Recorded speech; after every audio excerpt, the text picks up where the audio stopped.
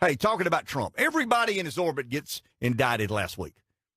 His dog, his cat, his best friend, his mom, his dad, everybody in Trump orbit gets indicted, and we're told this is the beginning of the end. I think I was told by a friend of mine this will be the week that we refer to as the inflection point in the Trump campaign and candidacy. This is when the unraveling begins.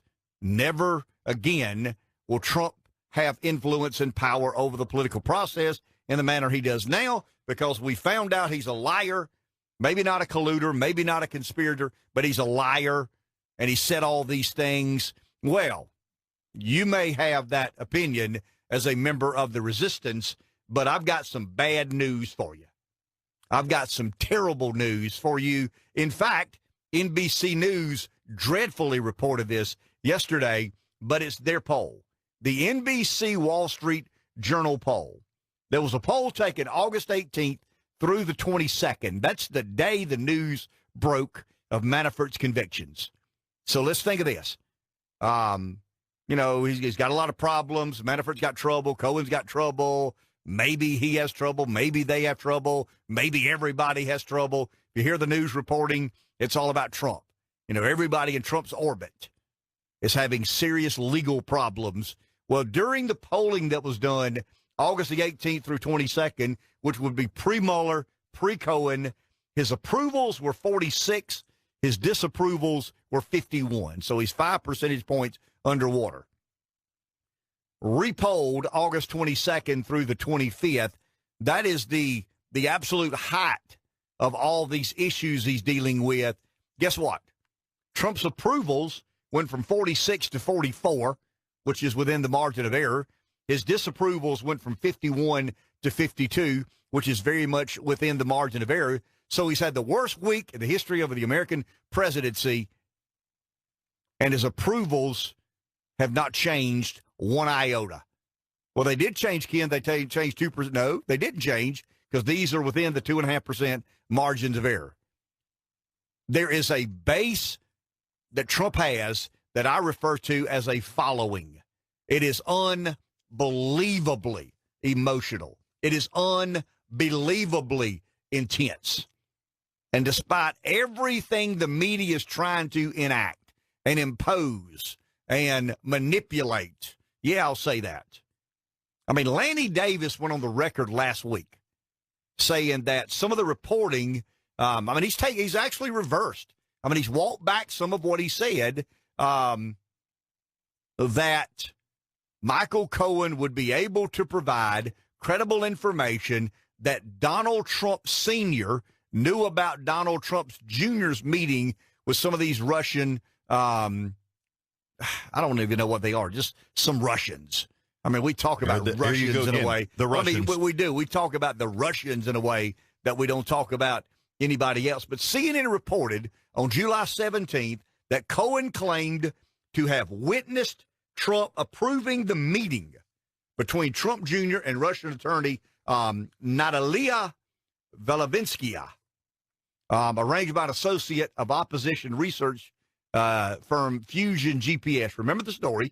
Now, they used an anonymous source, and they now admit that anonymous source was Lanny Davis. So think of that. CNN and the Washington Post both attributed the story to an anonymous source. They now admit that anonymous source was Lanny Davis. Cohen had told associates that he witnessed an exchange in which Trump Jr. told his father about an upcoming gathering in which he expected to get information about Clinton. That is in the Washington Post verbatim.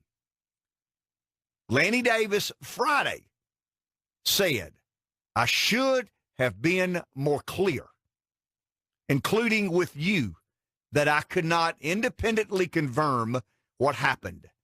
I regret my error." Those are Lanny Davis's words to the Washington Post on Friday. Now, I watched a show called, I watched it replayed, Reliable Sources. I was at church yesterday and can't watch it live, but Reliable Sources with a cute little Cabbage Patch guy, Brian Stetler, I think is the guy. Mm-hmm. He had Bernstein on. Now, Bernstein's the Washington Post reporter who says, he has credible information, credible evidence that Donald Trump Jr. told Donald Trump Sr., and Michael Cohen was in the meeting. Nobody's corroborated any of that information, and now the Washington Post and CNN, Washington Post in particular, kind of backpedaling some of this reporting. CNN kind of stands by their story. I mean, CNN and Bernstein said, we stand by our reporting. Well, I don't know how you stand by the reporting when the source, the known source, it was an anonymous source at the time, it's a known source now, and he says, I regret my error. It's a little bit like Hannity. It's a little bit like Hannity defending something the president says one day and defending the president the next day for saying, I didn't really mean to say what I said yesterday. I mean, there's a line you got to cross. And CNN and Stetler, I mean, the name of the show is Reliable Sources. And he's got Bernstein on the show. And they stand by the story based on an anonymous source. And the anonymous source has now been made public. And the anonymous source that's been made public says, I regret my error. I don't have any information to suggest but they're that. still going to stand by the But story. they're going to stand by their story. Now, I'll let you tell me or not. Is that fake news? Sure it is. It's total fake news. During the morning yesterday, there were, and I was flipping back and forth from NBC to Fox to CNN. ABC Stephanopoulos hadn't come on yet, but it was interesting to me here. I mean, everybody now is an election expert. Everybody knows election campaign finance law. You know, it's obvious. I mean, Chuck Todd is the biggest farce of a moderator in the history of Meet the Press. He's no Tim Russert. Tim Russert, it's unbelievable, the hack that Chuck Todd is. I mean, that's what he is. He's a political hack, hosting one of the most revered and respected, formerly revered and respected political news broadcast and talk shows in American history. It's still one of the longest-running television shows in the history of American television. I tend to listen to people like Bradley Smith. Bradley Smith is former chair of the Federal Elections Commission. Bradley Smith served under 2 Democrats and 1 Republican. Bradley Smith said in the Washington Post yesterday in an article I read, it's buried way back on page, I think it's A8 or A9, somewhere thereabout. And here's his exact quote. And I don't want to read too much on the air, but I think it's interesting to hear it from Bradley Smith and not my take of what Bradley Smith said. Washington Post reports from FEC, former chair of the Federal Election Commission, Bradley Smith. Regardless of what Cohen agreed to in a plea bargain. Let's say that again. Regardless of what Cohen agreed to in a plea bargain, hush money payments to mistresses are not campaign expenditures.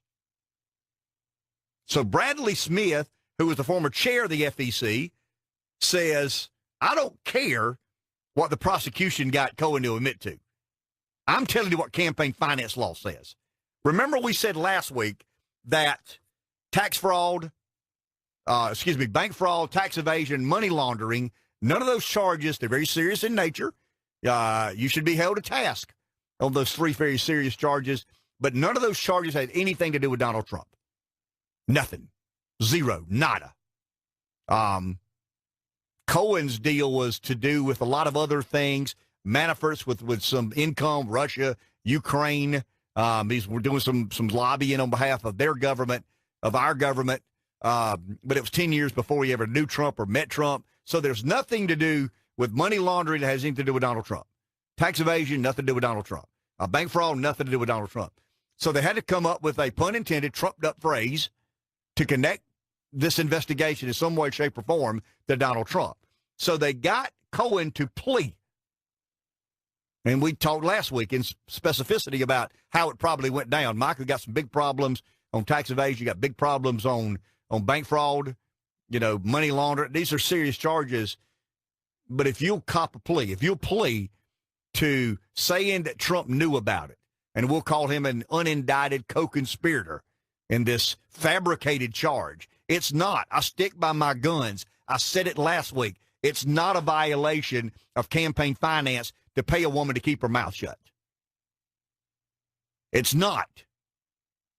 Serious people who understand federal election laws agree, like Bradley Smith, who once again, regardless of what Cohen agreed to in a plea bargain, hush money payments to mistresses are not campaign expenditures. It is true that contribution and expenditure are defined by the Federal Election Campaign Acts as anything, here we go, for the purpose of influencing any election, and it may have been intended and hoped that paying hush money would serve that end. Here's the problem, and this is what I've always said. Anything a candidate does can be interpreted or misinterpreted as trying to change the outcome of the election.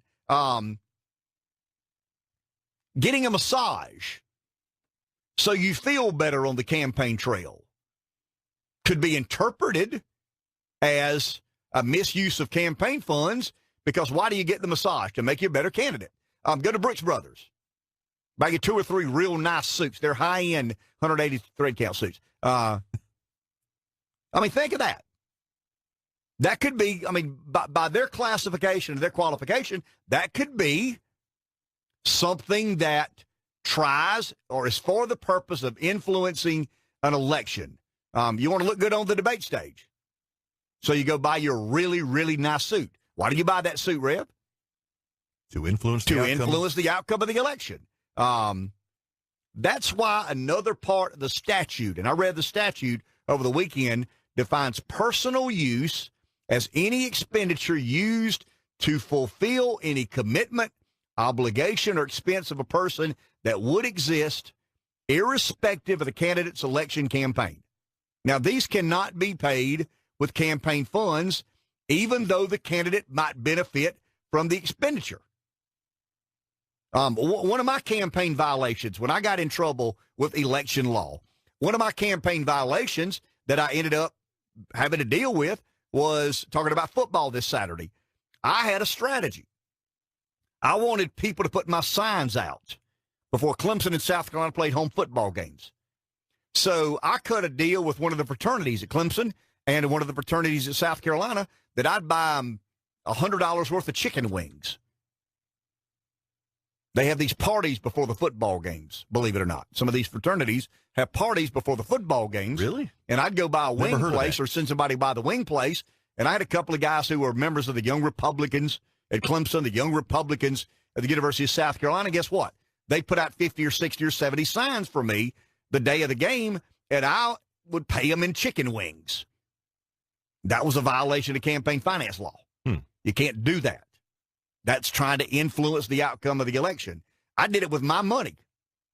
I've never understood the squishiness between, the campaign's money and my money, but I had to deal with that. Why?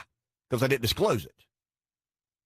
In other words, I can't take $100 out of my pocket, buy 200 chicken wings, give them to college kids who helped my campaign. I've got to tell the man what I did with my $100.